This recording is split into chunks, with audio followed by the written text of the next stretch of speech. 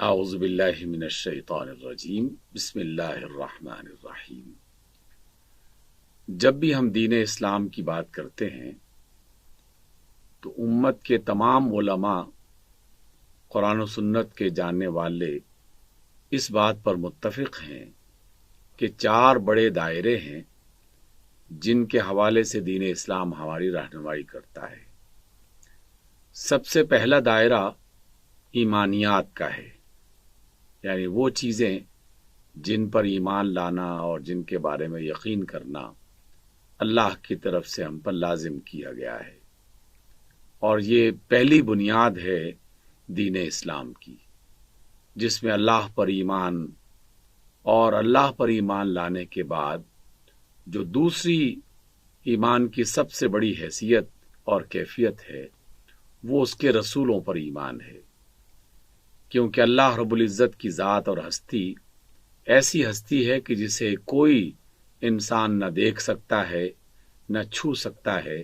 نہ اس سے براہ راست بات کر سکتا ہے، نہ اس کی بات کو براہ راست سن سکتا ہے۔ تو اللہ اور اس کے بندے کے درمیان ایک وسیلہ اللہ رب العزت نے خود ہی ترتیب دیا،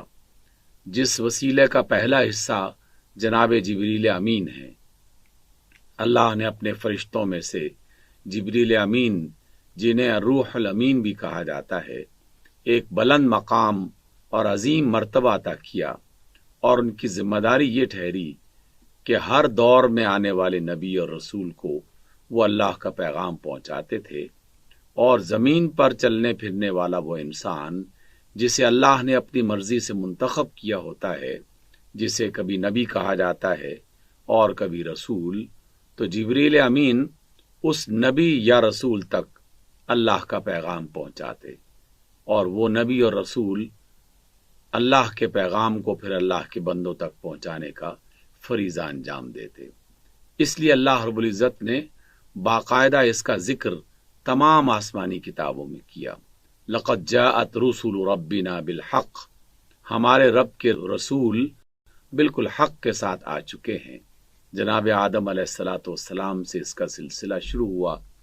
اور جناب محمد مصطفیٰ صلی اللہ علیہ وسلم پر یہ سلسلہ ختم ہوا۔ اس لیے جب رسول اللہ صلی اللہ علیہ وسلم کی باری آئی تو اس سے پہلے آنے والے تمام انبیاء اور رسولوں کے بارے میں ایک بات طے کر دی گئی، اور یہ بات اللہ ہی کی طرف سے طے کی گئی تھی کہ جو بھی اس سے پہلے نبی اور رسول آئے وہ اپنی اپنی قوم کی طرف آئے تھے، اور ایک محدود زمانے کے لیے آئے تھے۔ ایک نبی کی تعلیمات کو جب لوگوں نے فراموش کر دیا یا اس میں تبدیلیاں پیدا کر دیں تو اللہ رب العزت نے ان تعلیمات کی تجدید کے لیے اور ان تعلیمات کو بہتر انداز میں دوبارہ زندہ کرنے کے لیے ایک اور نبی کو بھیج دیا۔ ہر نبی اپنی قوم کے لیے یا اپنے علاقے کے لیے یا ایک مخصوص زمانے کے لیے ہوا کرتا تھا، لیکن جب اللہ تعالیٰ کے اس بڑے منصوبے میں سے یہ فیصلہ کیا گیا کہ اب بس اس دنیا کا آخری حصہ آ چکا ہے اور اس کے بعد قیامت نے برپا ہونا ہے، تو قیامت کے برپا ہونے سے پہلے اللہ کی طرف سے ایک آخری نبی محمد صلی اللہ علیہ وسلم کا انتخاب کیا گیا، اور ان کے بارے میں خود اللہ رب العزت نے یہ بات فرمائی، قل یا ایھا الناس انی رسول اللہ الیکم جمیعا، اے لوگو میں تم سب کی طرف اللہ کا رسول بنا کے بھیجا گیا ہوں۔ یہ بذات خود جملہ بتا رہا ہے کہ اب محمد صلی اللہ علیہ وسلم کی شکل میں جو رسول آئے وہ کسی خاص قوم کی طرف، کسی خاص علاقے کی طرف، کسی خاص زمانے کے لیے نہیں تھے، بلکہ یہ تمام لوگوں کے لیے، تمام زمانوں کے لیے اور تمام مقامات کے لیے رسول بنا کے بھیجے گئے تھے۔ رسول کے حوالے سے اس آیت میں جو سورۃ الاعراف کی ہے ایک خاص بات بیان کی گئی کہ رسول کو کوئی معمولی ہستی نہ سمجھا جائے، کیونکہ یہ کوئی عام شخصیت نہیں ہے، بلکہ یہ اس کا رسول ہے، اس کا پیغام لانے والا ہے کہ جو آسمانوں اور زمین کا بادشاہ ہے، الذی لہ ملک السماوات والارض، کہ جس کے لیے زمین و آسمان کی بادشاہت ہے، لا الہ الا ہو، اس کے سوا کوئی معبود نہیں، عبادت کے لائق نہیں۔ یحیی و یمیت، وہ زندگی عطا کرتا ہے یعنی زندہ کرتا ہے اور مارتا ہے۔ فآمنوا باللہ ورسولہ، تو اے لوگو اللہ پر ایمان لاؤ اور اس کے رسول پر ایمان لاؤ۔ اور پھر آخری نبی محمد صلی اللہ علیہ وسلم کی تعریف اور ان کے تعارف کے طور پر اللہ رب العزت نے یہ بات ارشاد فرمائی، النبی الامی الذی یؤمن باللہ وکلماتہ، کہ اس رسول پر تم ایمان لے آؤ، یعنی اسے مان لو کہ وہ اللہ کے رسول ہیں، وہ اللہ کے جس کی بادشاہت آسمانوں اور زمین میں ہے، جو زندہ کرتا ہے اور موت دیتا ہے، اور یہ نبی امی ہیں، یعنی انہیں کسی شخص نے نہیں پڑھایا، کسی جن نے نہیں سکھایا، بلکہ اللہ کی طرف سے جو پیغام جناب جبریل امین لے کے آتے تھے بس وہی پیغام لوگوں تک پہنچانے والے تھے۔ اور یہ نبی سب سے پہلے خود اللہ پر ایمان لائے اور اللہ کی باتوں پر ایمان لائے، الذی یؤمن باللہ وکلماتہ واتبعوہ۔ اب یہ رسول صرف پیغامبر نہیں ہے کہ آپ اس کا پیغام سنیں نہ سنیں، مانیں نہ مانیں اور اس کی اطاعت کریں یا نہ کریں، بلکہ یہ رسول اس لیے آیا ہے تاکہ تم اس رسول کی بات کو سنو، اس پر غور کرو، اسے تسلیم کرو، اور پھر جس طریقے سے زندگی گزارنے کا یہ طریقہ بتائیں اس راستے پر تم چلو، اسی طریقے کو اپنا طریقہ بنا کے زندگی گزارنے کی کوشش کرو۔ اس اعتبار سے یہ رسول محض ایک پیغام لانے والا نہیں ہے، بلکہ لوگوں کے لیے ایک بہترین نمونہ بنا کے بھیجا گیا ہے۔ اللہ رب العزت نے اپنے نبی کے تعارف میں یہ بات بھی ارشاد فرمائی، یا ایھا النبی انا ارسلناک شاہدا ومبشرا ونذیرا، کہ نبی ہم نے آپ کو اس لیے بھیجا ہے تاکہ آپ گواہ بنیں، اللہ کی بات کی گواہی دیں، اللہ کی تعلیمات کی گواہی دیں، اور لوگوں کو خوشخبری سنانے والا بنا کے ہم نے بھیجا ہے۔ انہیں بتائیں کہ جو لوگ اچھے راستے پر چلیں گے اور اچھے کردار کے مالک ہوں گے ان کے لیے اللہ تعالیٰ کی طرف سے انعامات ہیں، جنتیں ہیں، اللہ کی رضا ہے اور نعمتیں ہیں۔ اور جو لوگ نہ مانیں انہیں خبردار کریں، انہیں آنے والے عذاب سے ڈرائیں، قیامت کے بعد کے حساب کتاب سے انہیں خبردار کریں۔ اس لیے مبشرن یعنی خوشخبری دینے والا، نذیرن یعنی خبردار کرنے والا بنا کے اے نبی ہم نے آپ کو بھیجا ہے۔ وداعیا الی اللہ، اور آپ کی یہ ذمہ داری بنتی ہے کہ آپ لوگوں کو اللہ کی طرف بلائیں، باذنہ، اس کے حکم سے، اس کی اجازت سے، اس کے امر سے۔ وسراجا منیرا، اور اے نبی ہم نے آپ کو ایک بڑا روشن چراغ بنایا ہے۔ روشن چراغ سورج کو کہا جائے گا سراج۔ عربی زبان میں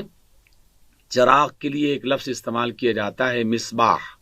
جو کہ عام چھوٹے موٹے